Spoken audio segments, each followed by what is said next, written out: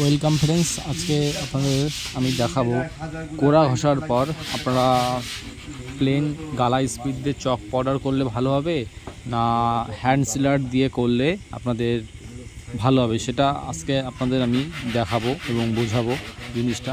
আপনারা দেখতে থাকুন। দেখতে পাচ্ছেন আমি কিন্তু 80 নম্বর কাগজ দিয়ে খাটটাকে ভালো করে ঘষে নিচ্ছি।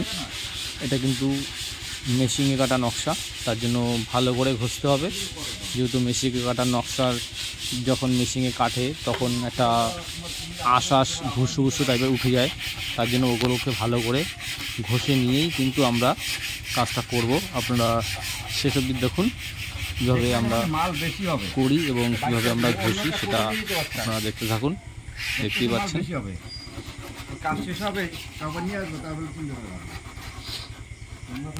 ফাইনালি আমাদের কিন্তু ঘষা হয়ে গেছে।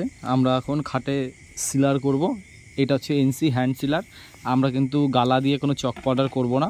দেখতে পাচ্ছেন এনসি সিলারটা আপনারা কিভাবে মিক্সচার করবেন সেটা আপনাদের দেখাবো।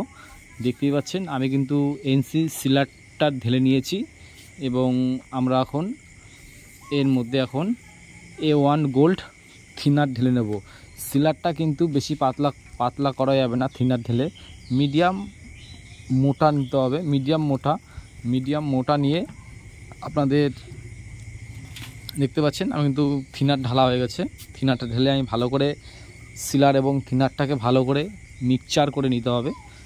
সুন্দর করে ভালো করে মিক্সচার করে নিয়ে তারপরেই কিন্তু আমরা খাটে লাগাবো। খাটে পরপর 2 কোট খাটে আমরা করব সিলারটা। 2 কোটেই কিন্তু, যেহেতু আপনারা গালা স্পিড দিয়ে করলে চক পাউডারে কিন্তু কাঠের আঁচটা বন্ধ হয়, এবং তার থেকেও যদি আপনারা 2 কোট সিলার মারেন কোড়া ঘষার পর,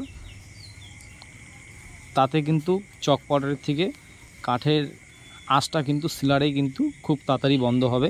তার জন্য আপনারা যদি করেন এভাবে করে দেখবেন যে কাঠের আঁচটা তাড়াতাড়ি বন্ধ হয়ে যায়, এবং এরপরে যদি আপনারা যদি গালা খাওয়ান তাহলে কিন্তু শাইনিংয়ের ভাবটাও কিন্তু সুন্দর আসে।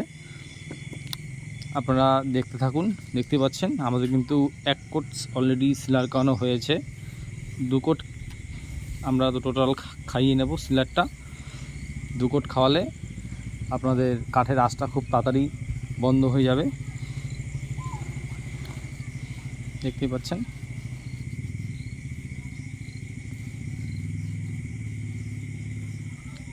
পাচ্ছেন আমাদের কিন্তু ফাইনালি 2 কোট খাওয়ানো কিন্তু প্রায় কমপ্লিট হয়ে গেছে।